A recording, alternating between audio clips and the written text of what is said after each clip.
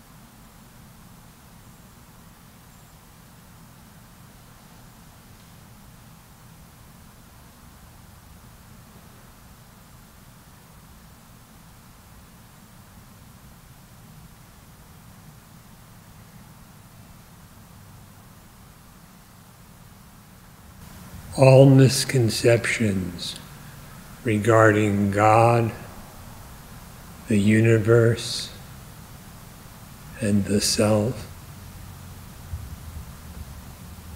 start with the notion of I.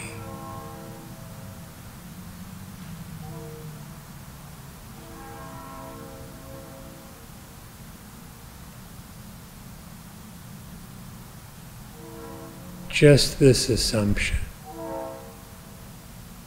What is it?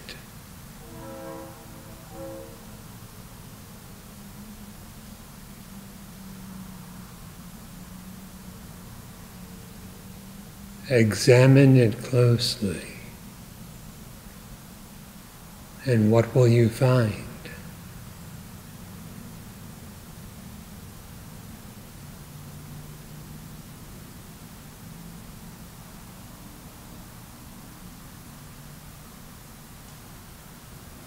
All the misconceptions come from I.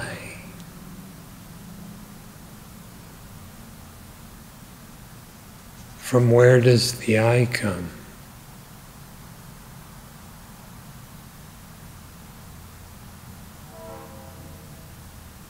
Does it come?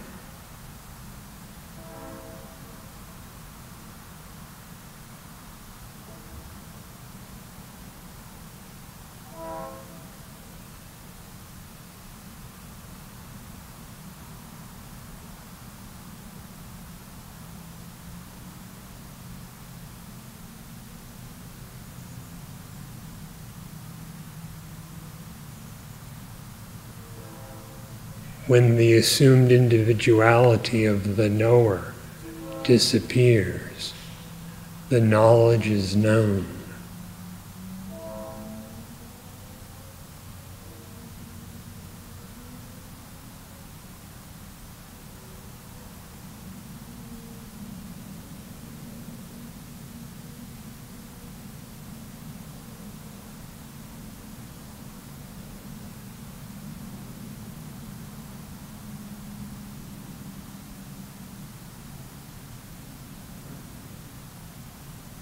From where does the supposition of individuality come?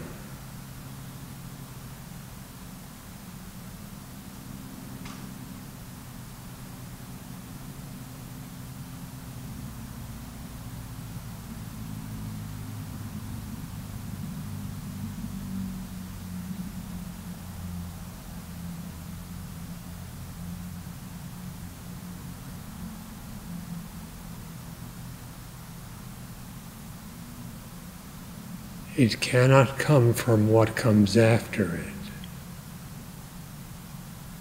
such as all the thoughts of the mind, including those that are supposedly an external world.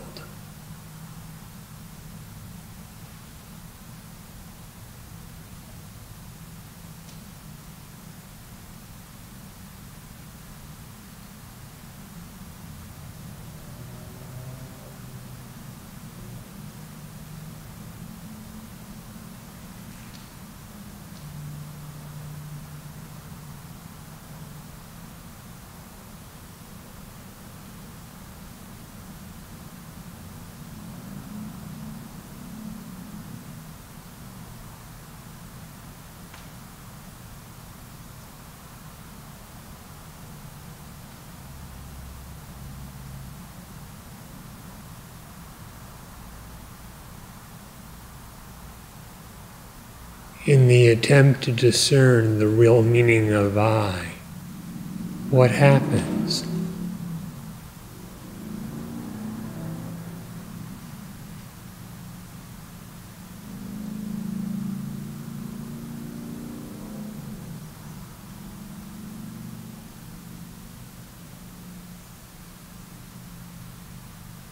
The individuality, being unreal, vanishes.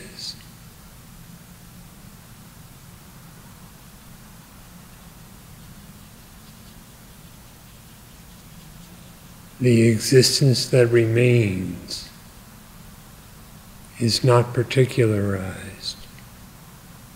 is free of all differences, is immeasurable, is forever unchanging, has no modification, has no alternative to it, and so is one without a second.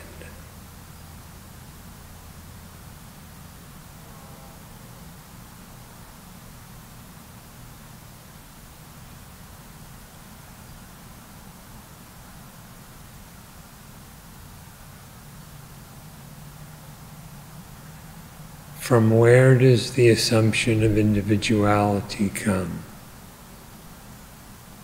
Where does the I notion spring?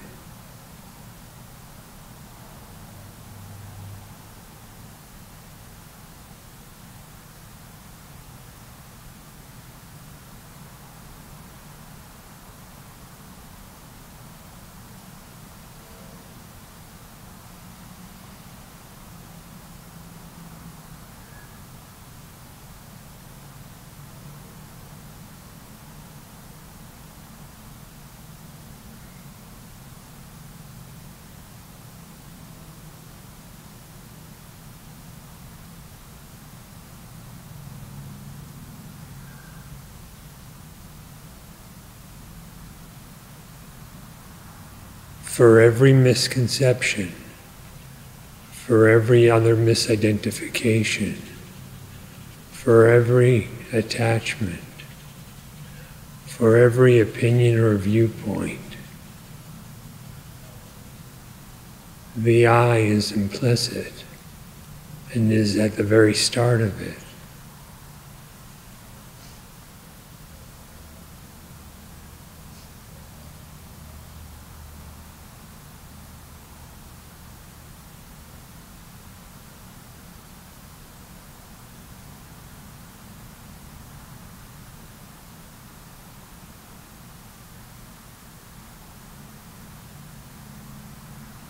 Inquire to know the very nature of your being, and you will find that existence is inherently I-less, egoless.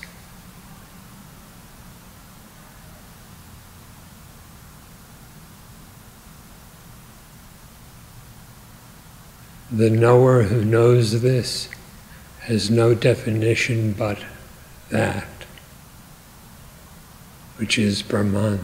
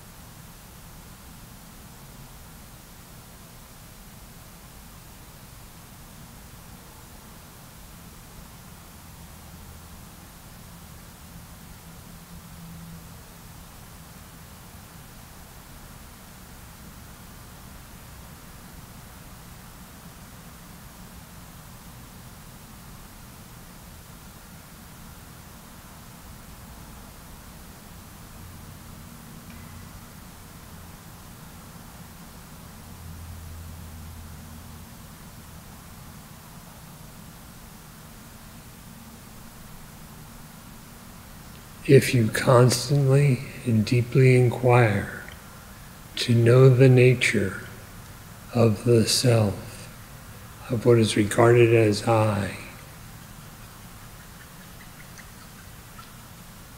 self-knowledge will be yours.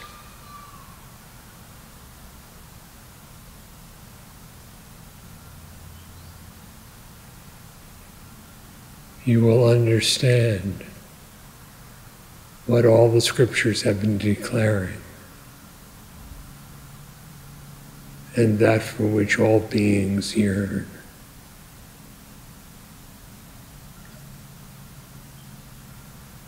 you will have found that which is of perpetual fascination.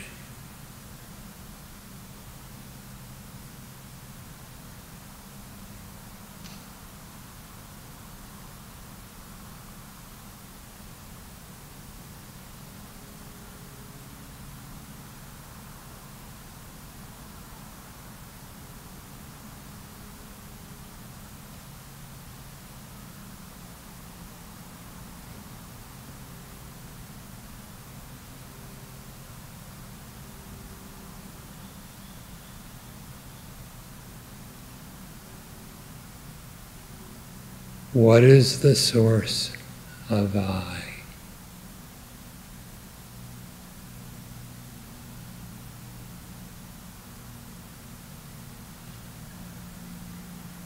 What is it that is truly the self? For that alone should be known as I.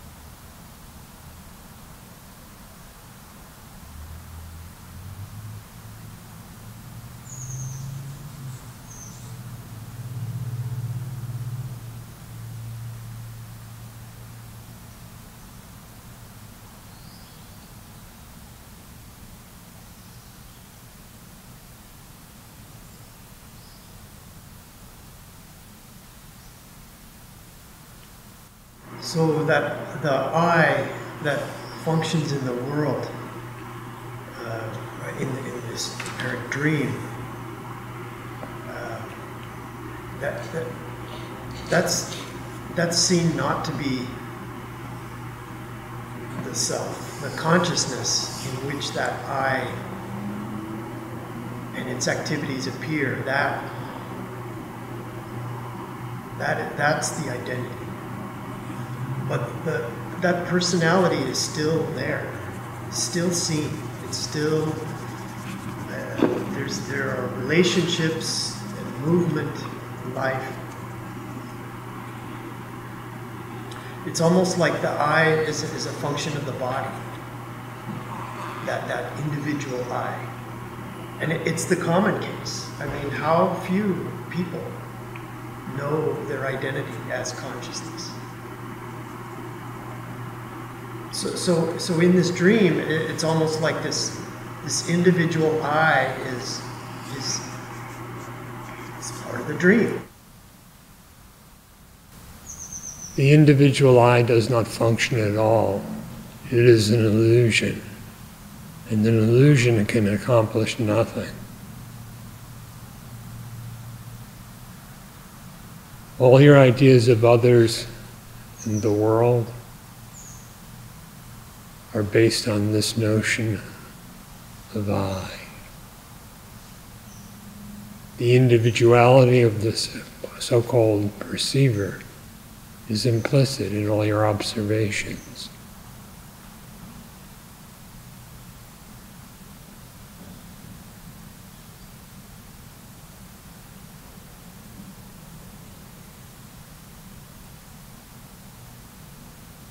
For whom is the dream?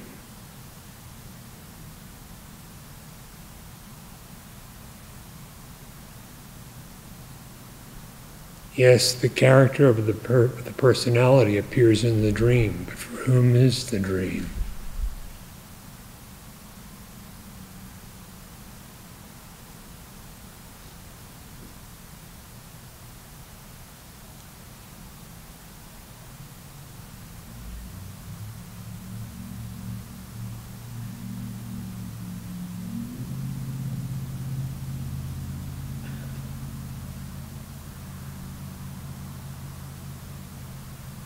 An illusion does not accomplish anything, does not relate to anything.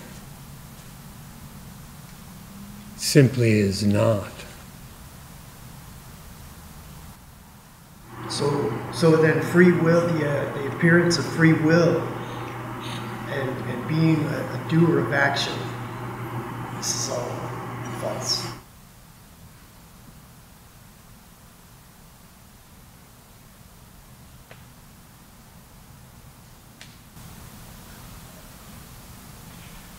Both free will and destiny pertain to the individual.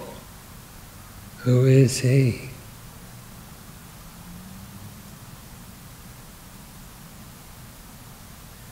Action and its opposite, inaction, are for the same individual. Yet who is he?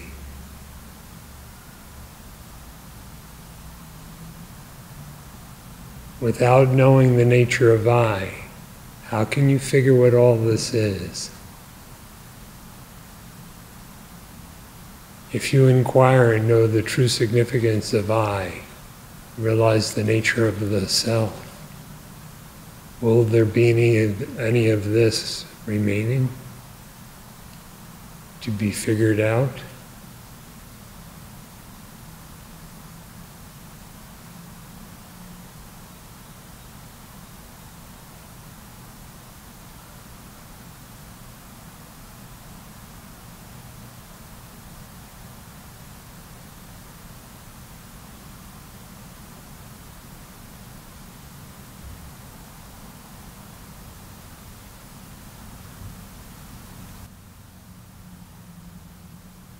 I don't have an experience of pure, undifferentiated,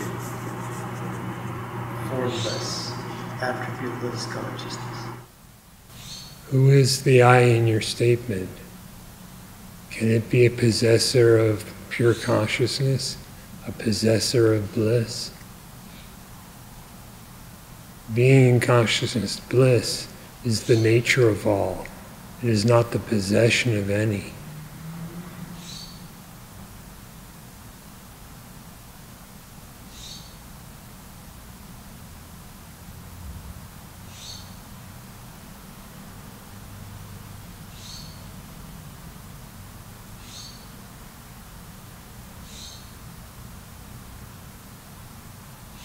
As an extra bit of advice, if you want to experience the supreme blissful consciousness, you must practice accordingly.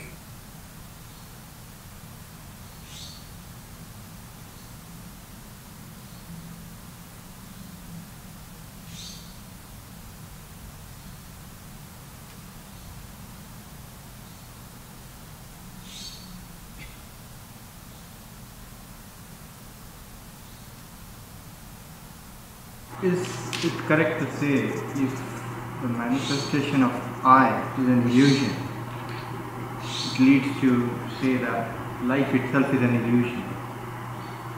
Is that correct? What is thought to be life is an illusion. Its real nature is perpetual existence. So as a follow-up, if life is an illusion due to the manifestation of an illusory I, ignorance means kind of that's how do you get rid of ignorance without getting rid of the I and the illusory life as the I knows it?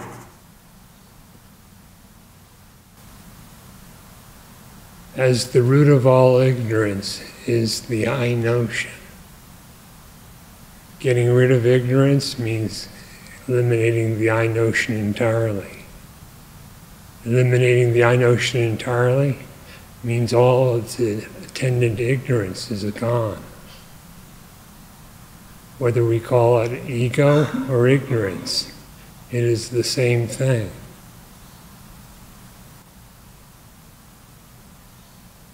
I can understand the getting rid of ignorance, getting rid of the concepts of I, ego, and the concepts. But life is real, independent of those illusory concepts. Yes, concepts have very little to do with life.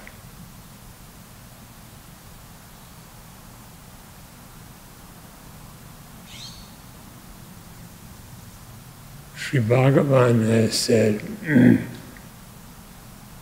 that the nature of life is absolute existence.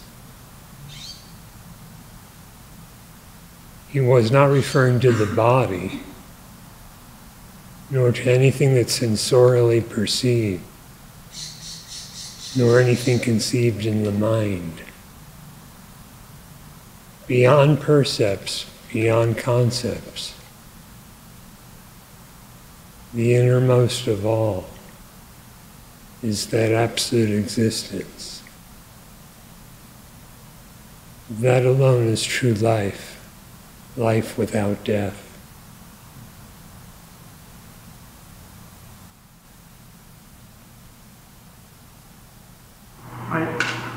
I get that part too. There's a dimension which is eternal, all that.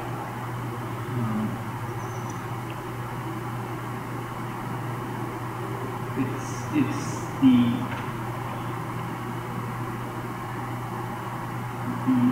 seeking that is happening is for this life, to deal with it, to understand it.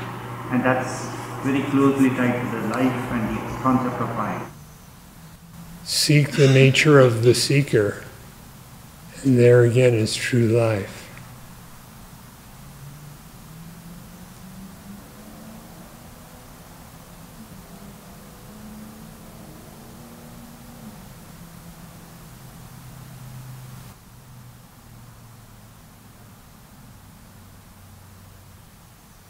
That doesn't happen in terms of till I realize that.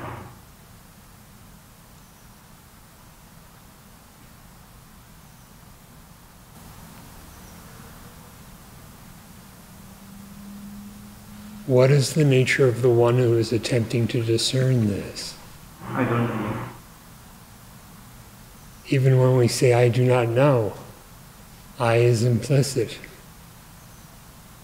Who is the I that does not know?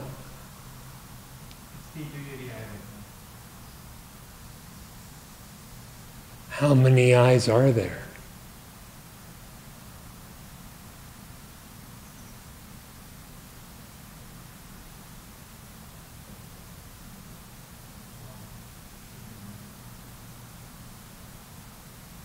Know that for certain, and there is the end of ignorance.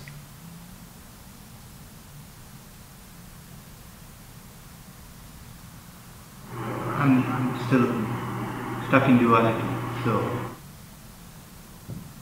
The I that's stuck in duality, which which is at the root of all duality, does not actually exist, where the self is only one, and there are not two selves.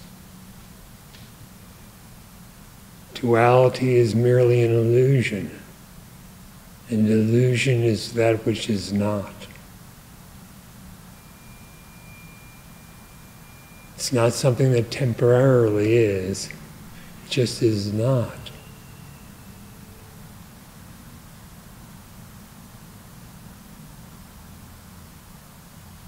That one self without a second alone is your real identity.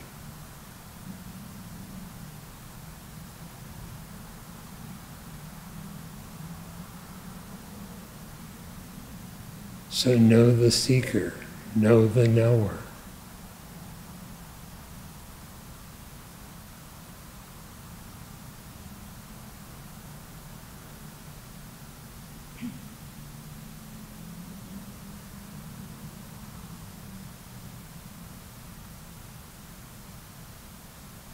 Can we say that we have come from God and to God we return? Is it correct? Yes, and it is in God that you are all the time in between.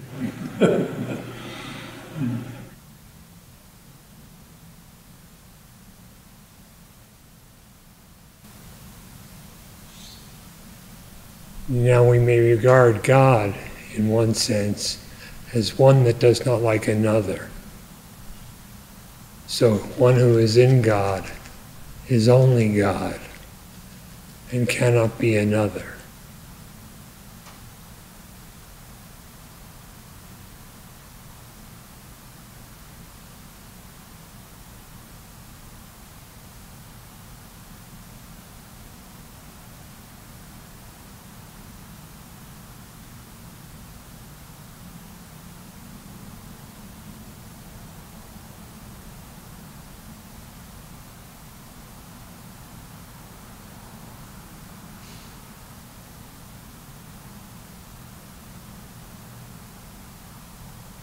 Therefore, to truly know God, know yourself.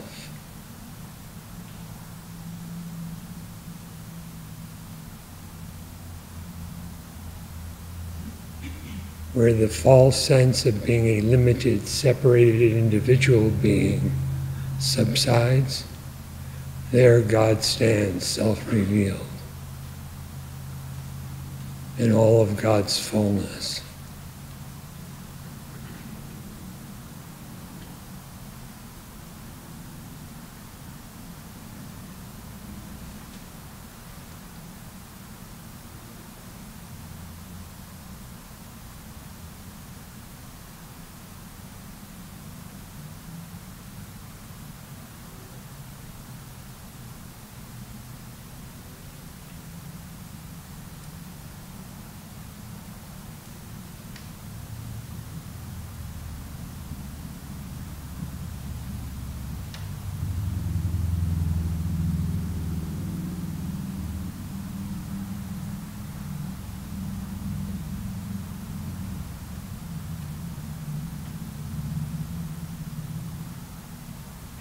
In the answer before,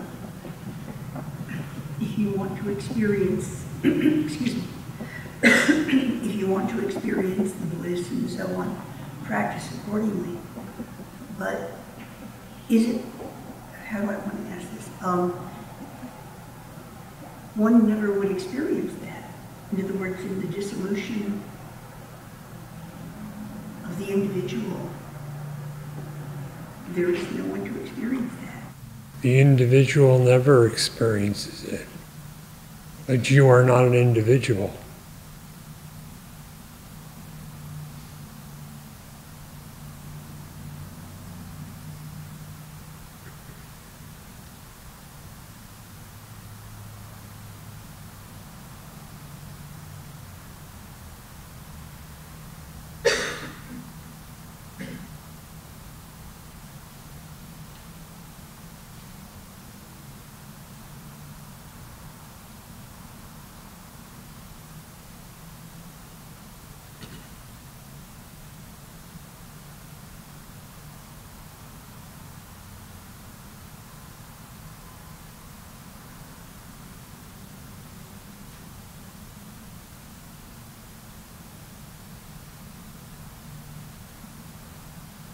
If you cease to superimpose the individuality upon the real self, it will shine forth for itself in all its blissfulness.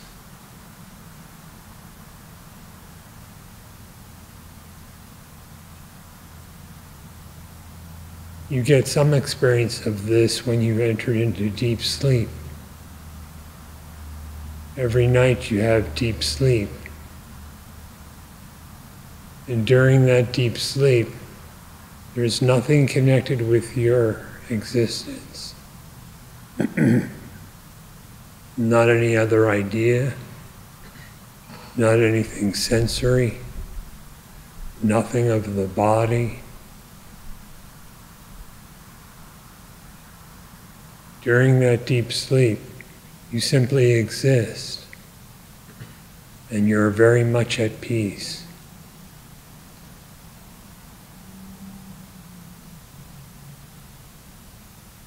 That same existence now is also.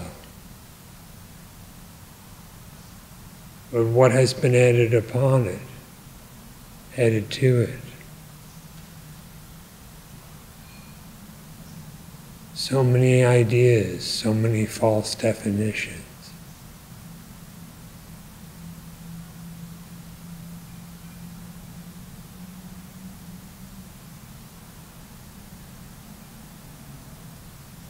Being is itself pure bliss.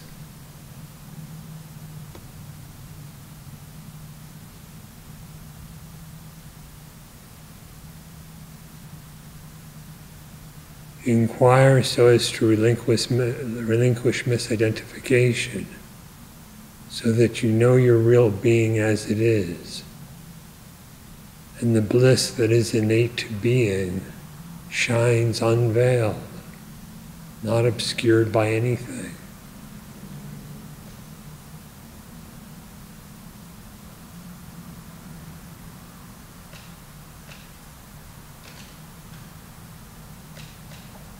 There is another way in which you know about bliss. You desire it. You desire a happiness that is complete in every respect and that is everlasting.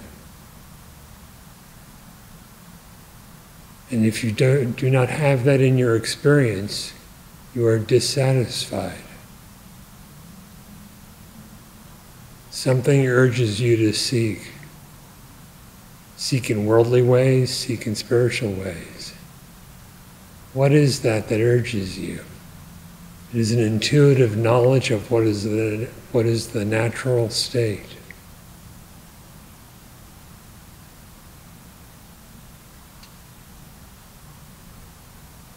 The natural state is, in the words of Sri Bhagavan, perfect, untellable bliss.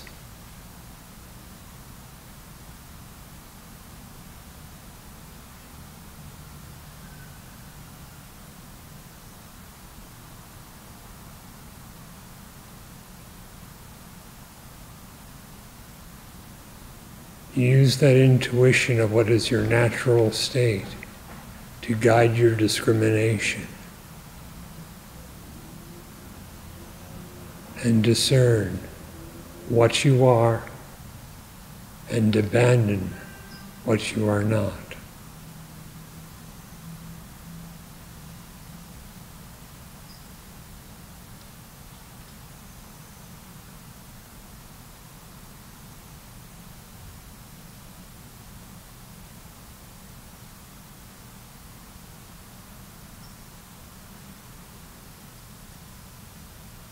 So this satsang has been very helpful. The discourse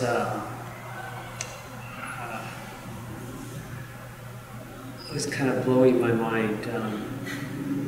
It's nothing that I haven't heard many times in dialogues, previous discourses, etc. The same old truth. Same. Emphasis on same and old. Very old. But maybe I was trying to practice it this time. I don't know. But still, I mean, I try to practice it. I believe I try to practice it most of the time. But I come here and you start describing this inquiry, and I can see how my discrimination is sharper than it usually is. Can't explain it, but you're just. It's one of the things that are valuable regarding satsang. Yeah, that's what it seems.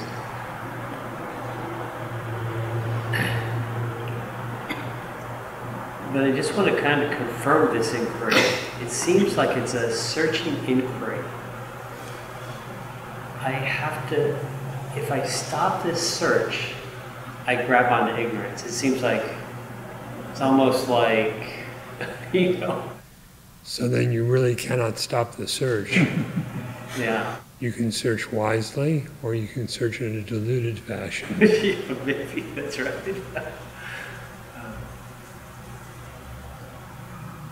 But it has to be, it seems like it has to be. When the seeker knows himself, there's no more search. But there's a certain intensity to this search, a certain, maybe intensity isn't captured, but it's sort of like, just maybe kind of a combination of intensity, beauty, kind of innate wisdom or something. It's kind of all rolled into one thing called inquiry. That is, and I had this kind of cool experience where I always think these things are all split up into, inquiry is like, step by step. It's kind of, describing it sounds kind of stupid actually. But it seems like, Step by step or all at once. Yeah. The most important thing is to actually inquire. Yeah. But it seems like this, like looking at kind of the gross ignorance or whatever it is, it seems like by pursuing this thing, this inquiry, it seems like those notions become more obvious or something. I don't know what to say, but it seems like if I pursue it intensely enough, it just seems like, oh, happiness isn't found. But it's not like it comes from my mind. It seems like it comes from a deeper place. Yes, the very nature of self-inquiry is to be mind-transcendent. So that's sort of what I meant by step. It's like I can conceptualize it in my mind.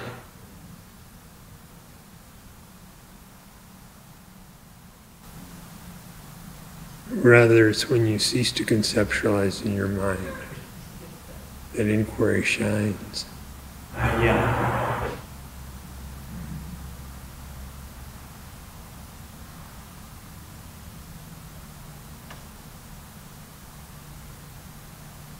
It is vast, it is one-pointed.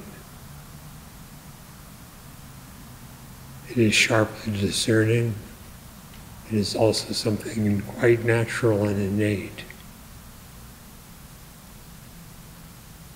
It cuts all the knots of the mind, all the illusions of the heart.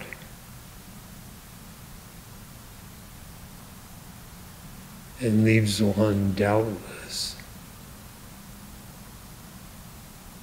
So when you said innate, cuts the knots in the heart, it's not, because the sense I was getting, it's not like something I have to kind of, I guess I'm being redundant in my ignorance, but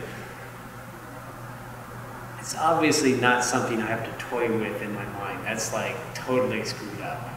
And that's what I do most of the time. If the mind really attempts to inquire, it loses its own form.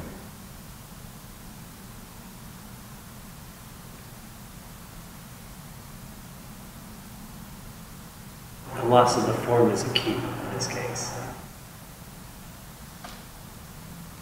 And the forms of the mind are all that are objective. So it wouldn't matter what the approach should take you to the place of ultimately to the dissolution. That's right.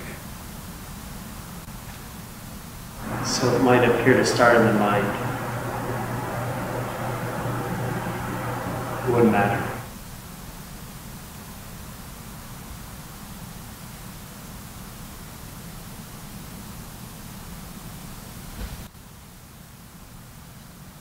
For what is the mind's real nature?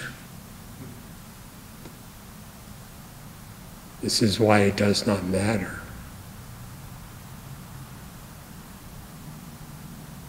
You may say it starts with the mind,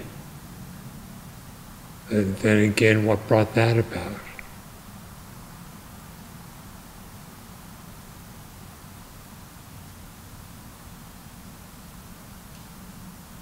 True knowledge is not a thought form.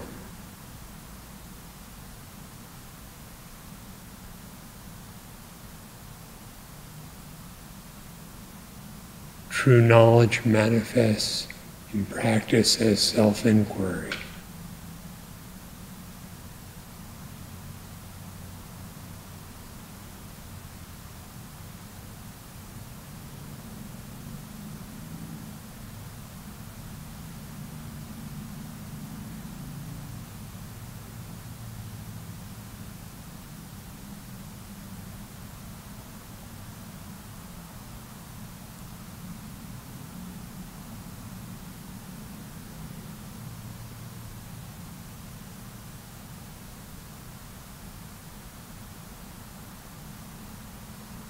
So the exhortation and encouragement is towards self-inquiry.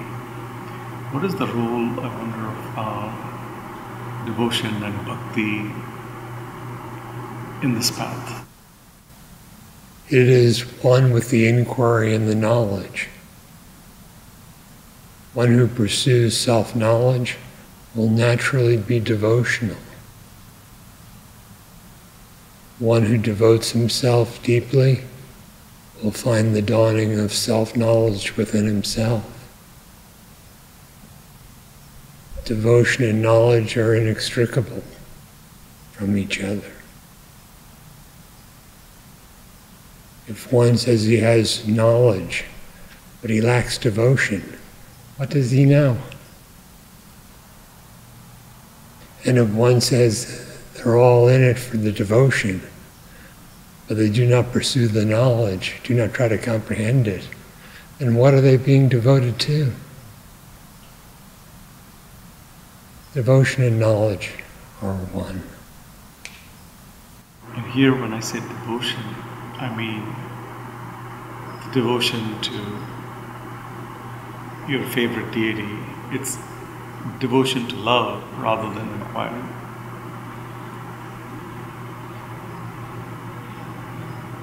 They seem different at the beginning, at least to my way of thinking. The essence of the devotion is the same. The form it takes is according to the temperament of the aspirant.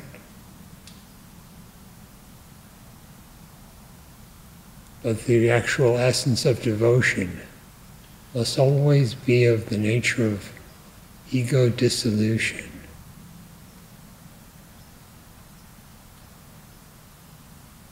Whether that's in the presence of some deified form or otherwise. Dissolution of the ego is devotion, and dissolution of the ego is knowledge.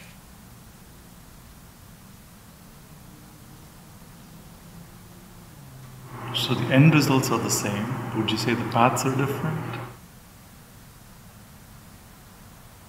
The end is the path.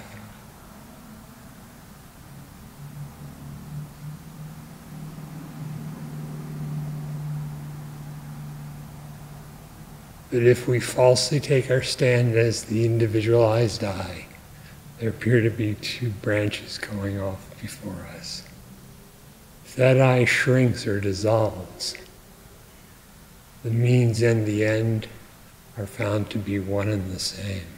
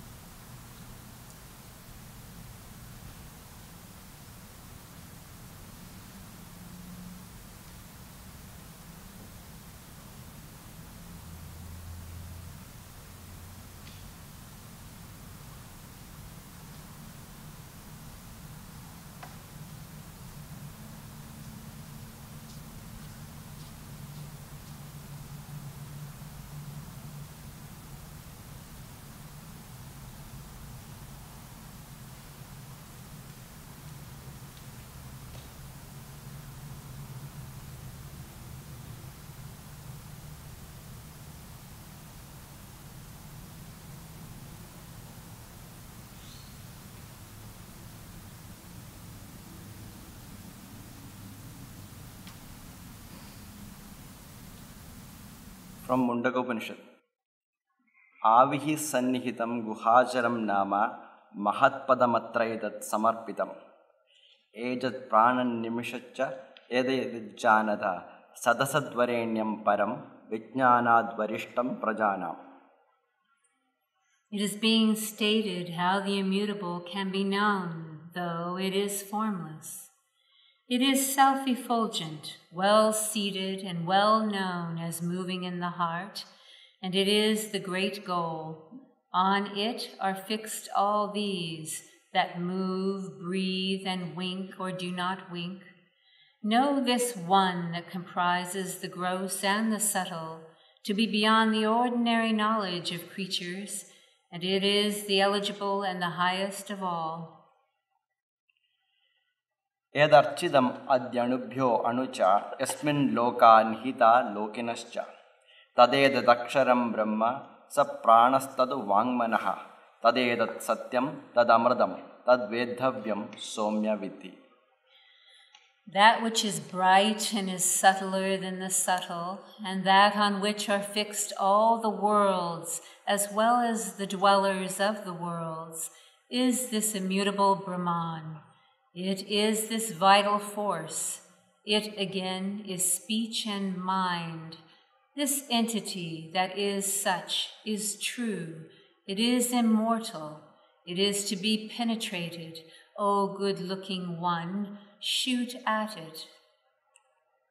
Dhanurgrihitvopanishadam mahastram sharam hyupasa nishitam sandhiyata ayam yatat bhavagatena chetasa laksham tadevaksharam somya vidhi. Taking hold of the bow, that is the great weapon familiar in the Upanishads, one should fix on it an arrow sharpened with meditation, drawing the string with a mind absorbed in its thought. Hit, O good-looking one, that very target that is the immutable. Pranavo dhanusharo hyatma brahmatallakshyamuchyate apramattena vedhavyam sharavattanmayo bhaved. Om is the bow, the soul is the arrow, and Brahman is called its target. It is to be hit by an unerring man. One should become one with it, just like an arrow. Yasmindyau prithivi chantariksham otam manassaha pranischa sarvaihi tamevaikam janata atmanamanya vacho vimunchat adha amrtasesha setuhu. Know that self alone, that is one without a second, on which are strung heaven, the earth, and the interspace, the mind and the vital forces together with all the other organs, and give up all other talks. This is the bridge leading to immortality. Ara ivaradhanabau samhata yatra nadayaha sa esho antascharade bahuda jayamanaha omityevam dhyayata atmanam swastiva parayitamaha parastad. Within that heart in which are fixed the nerves, like the spokes on the hub of a chariot wheel, moves this aforesaid self by becoming multiformed. Meditate on the self thus with the help of Om. May you be free from hindrances and going to the other shore beyond darkness. Yas sarvajñas sarvavidya asesha mahima bhuvi divye brahmapure hyesha vyomanyatma pratishtitaha manomaya prana sharira neta pratishtitone hridayam sannidhaya tadvijnanena paripashyanti dhira anandarupam amrtatvam yadvibhati. That self which is omniscient in general and all-knowing in detail, and who has such glory in this world, that self which is of this kind is seated in the space within the luminous city of Brahman. It is conditioned by the mind. It is the carrier of the vital forces and the body. It is seated in food and placing the intellect in the cavity of the heart. The discriminating people realize through their knowledge the self as existing in its fullness on all sides, the self that shines surpassingly as blissfulness and immortality. Vidyate hridaya grandhi chidyante sarva samshayaha kshiyante chasya karmani tasmin drishte paravare. When that self, which is both high and low, is realized, the knot of the heart gets untied, all doubts become solved, and all one's actions become dissipated. Hiranmaye pare koshe virajam brahma nishkalam tachubhram jyotisham jyotihi tadyadatma vido viduhu. In the supreme bright sheath of is Brahman, free from taints and without parts. It is pure and is the light of lights. It is that which the knowers of the self realize. Na tatra suryo bhadi na chandra tarakam nema vidyuto bhandi kuto yamagnihi tameva bhantamanubhadi sarvam tasya bhasa sarvamidam vibhati. There the sun does not shine, nor the moon or the stars, nor do these flashes of lightning shine there. How can this fire do so? Everything shines according as he does shine. By his light all this shines diversely. ಬ್ರಹ್ಮೈವೇದಂ ಅಮೃತಂ ಪುರಸ್ತಾದ್ ಬ್ರಹ್ಮ ಪಶ್ಚಾತ್ ಬ್ರಹ್ಮ ದಕ್ಷಿಣದಶ್ಚೋತ್ತರೇಣ ಅಧಶ್ಚೋರ್ಧ್ವಂ ಚ ಪ್ರಸೃತಂ ಬ್ರಹ್ಮೈವೇದಂ ವಿಶ್ವಮಿದಂ ವರಿಷ್ಠಂ. All this that is in front is but Brahman, the immortal. Brahman is on the right as well as on the left. Above and below too is extended Brahman alone. This world is nothing but Brahman, the highest.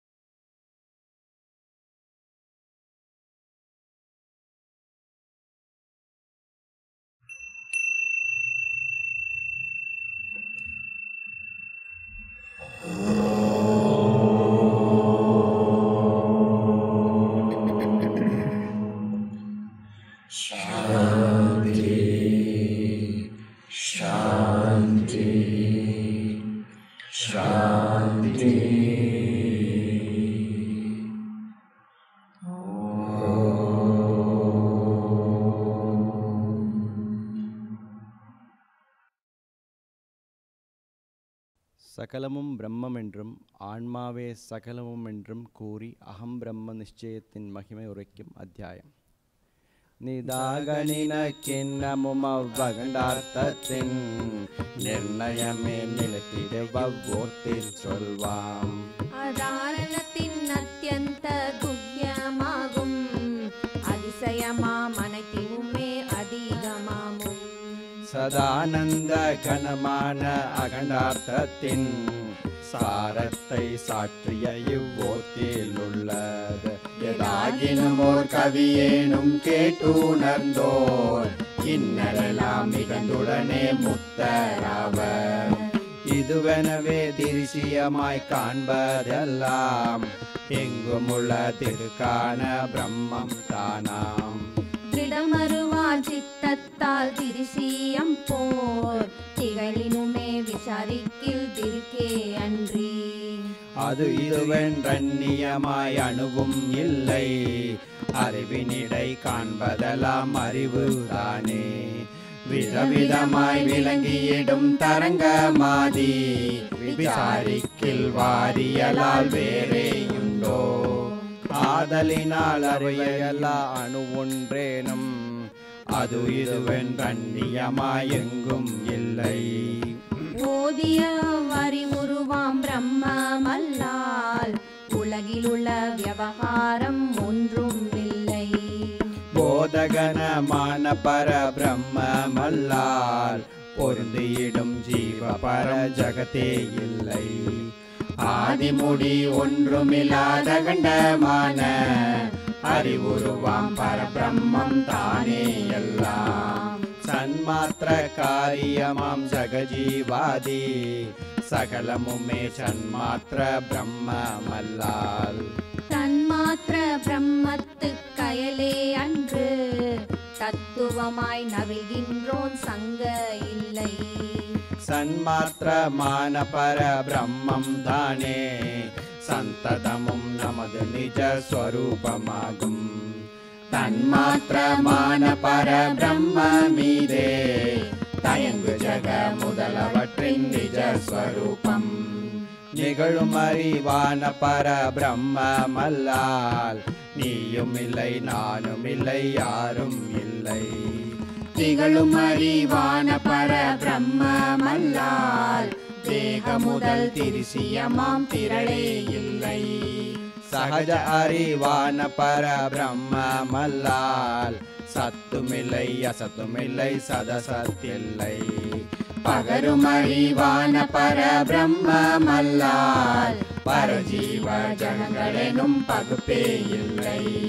துலங்கியிடும் அறிவான பிரம்மமல்லால் துவைத்தமில்லை அத்வைத்தம் தானும் இல்லை. இலங்கியிடும் அறிவான பிரம்மமல்லால் இருளுமில்லை ஒளியுமில்லை வெளியும் இல்லை. மலங்களவா அறிவான பிரம்மமல்லால் மகத்துமில்லை அணுவுமில்லை மற்றொன்றில்லை. கலங்களுரா அறிவான பிரம்மமல்லால் கல்பிதமாய் காண்கின்றதவையும் இல்லை. உளங்களவா உணர்வான பிரம்மமல்லால் உடலுமில்லை உயிருமில்லை உலகும் இல்லை. களங்கமுரா உணர்வான பிரம்மமல்லால் காரிய காரணமாக எவையும் இல்லை. விளங்கியிடும் உணர்வான பிரம்மமல்லால் வேத்திய வேதனமாக எவையும் இல்லை. துளங்கியிடும் உணர்வான பிரம்மமல்லால் துவைத்தமெனும் தோற்றம் ஒரு காலும் இல்லை.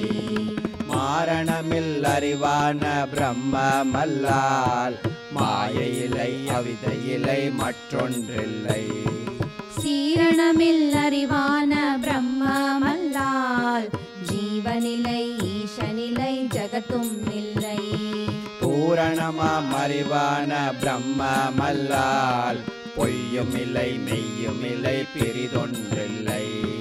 காரணமாம் அறிவான பிரம்மமல்லால் காரியமாய் காண்கின்றதவையும் இல்லை.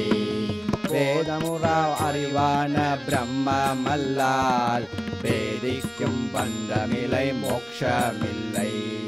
சோதி மிகும் அறிவான பிரம்மமல்லால் சுகதுக்க முதலியதோர் அணுவும் இல்லை. ஏதமுறா அறிவான பிரம்மமல்லால் இல்லையென வியமிய இச்சொல்லும் இல்லை. ஆதிமுடி ஒன்றுமில்லாத கண்டமான அறிவுருவாம் பரபிரம்மம் தானே எல்லாம். இதுவெனவே இலங்குவதும் பிரம்மரூபம் யானெனவே இலங்குவதும் பிரம்மரூபம். அது எனவே அறிவதுவும் பிரம்மரூபம் அயலெனவே அறிவதுவும் பிரம்மரூபம். ஸ்திதமெனவே தெரிவதுவும் பிரம்மரூபம் ஸ்திலமலதாய் தெரிவதுவும் பிரம்மரூபம். எதுவெனவே தெரிவதுவும் பிரம்மரூபம் எப்போதும் எல்லாமும் பிரம்மரூபம். ஏகமென தோற்றுவதும் பிரம்மரூபம் இருமையென தோற்றுவதும் பிரம்மரூபம். ஆகமென தோற்றுவதும் பிரம்மரூபம் அறிபவனாய் தோற்றுவதும் பிரம்மரூபம். சோகமென தோற்றுவதும் பிரம்மரூபம் சுகமெனவே தோற்றுவதும் பிரம்மரூபம்.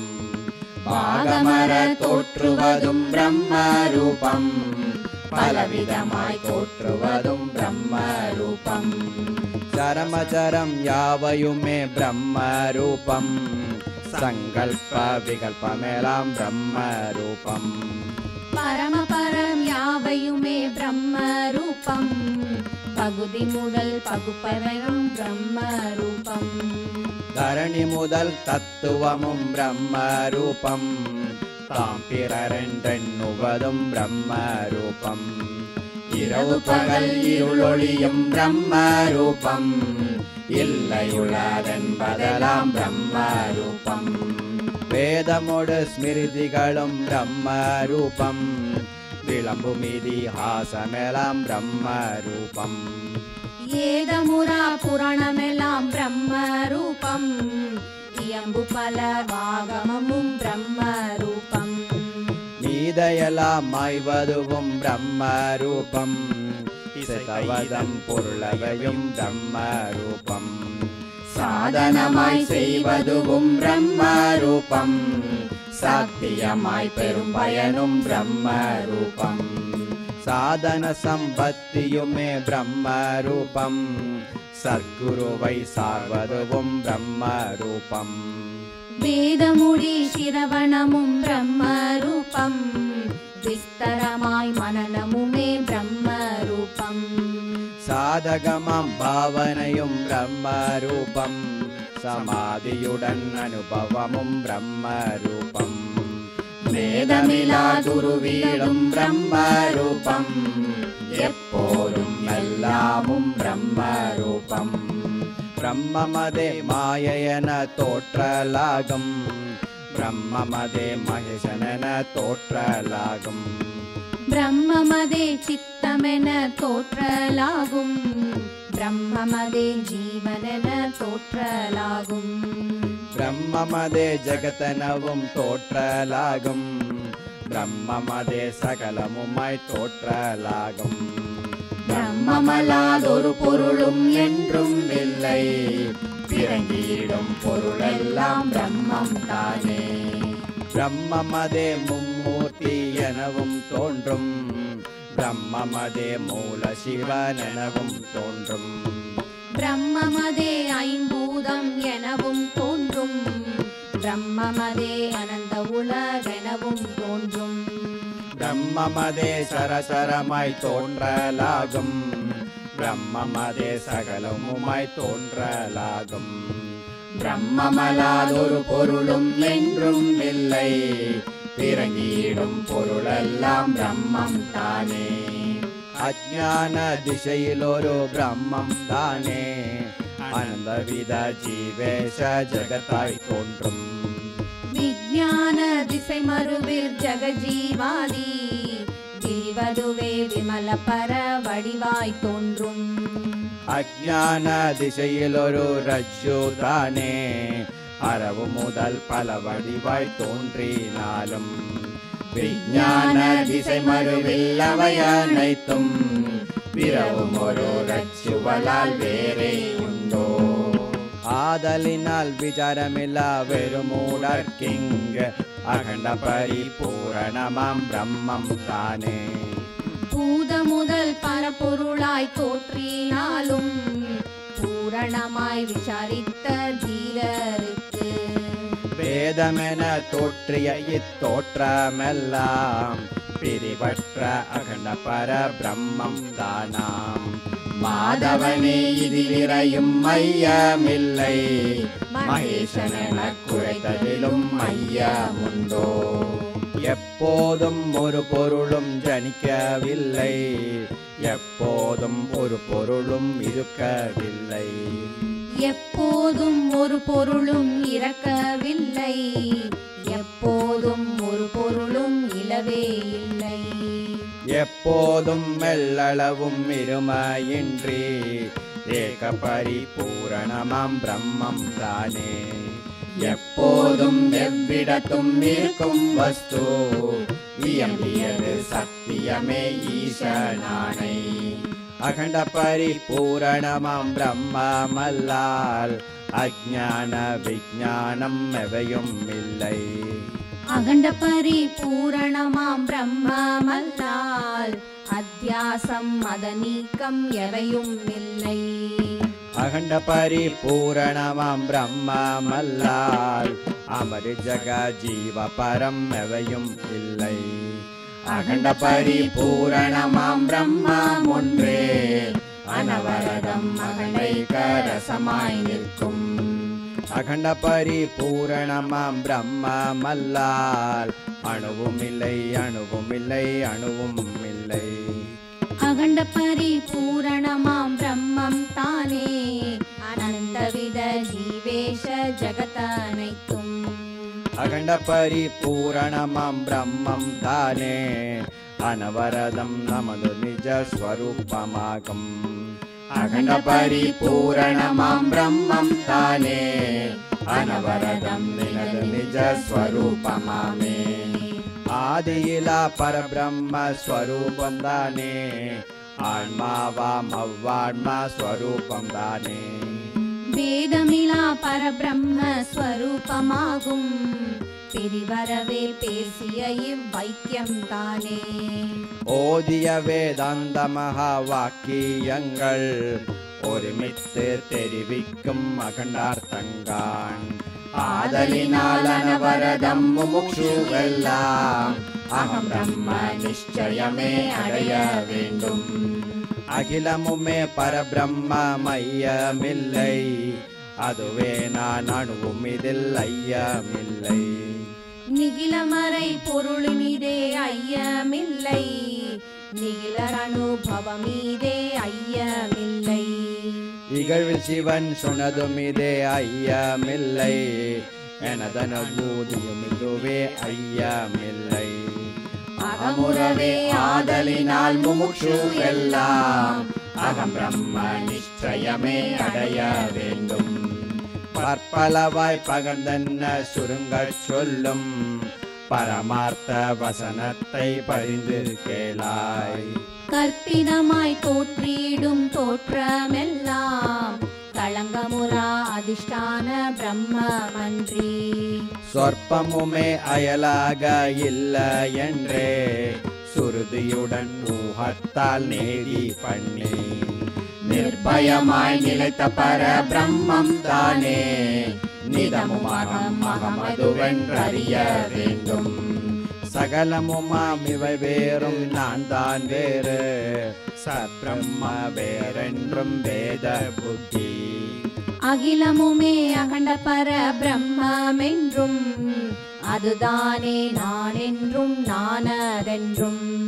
வெகு திருடமாம் அகண்ட பர நிச்சயத்தால் வேறறவே எளிதாக நீங்கும் அன்றி.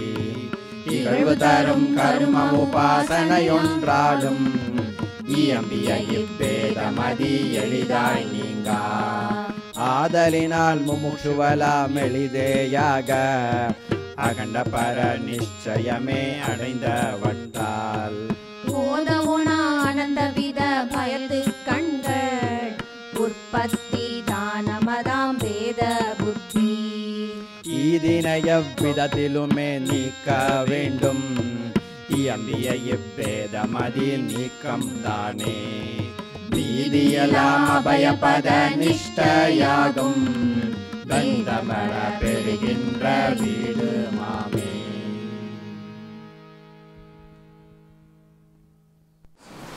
ஓம் சங்கராச்சார்ய வர்யாய நமஹ. ஓம் அஜ்ஞானதிமிராதித்யாய நமஹ. ஓம் சம்யக்தர்ஷினே நமஹ. ஓம் முக்திப்ரதாயகாய நமஹ.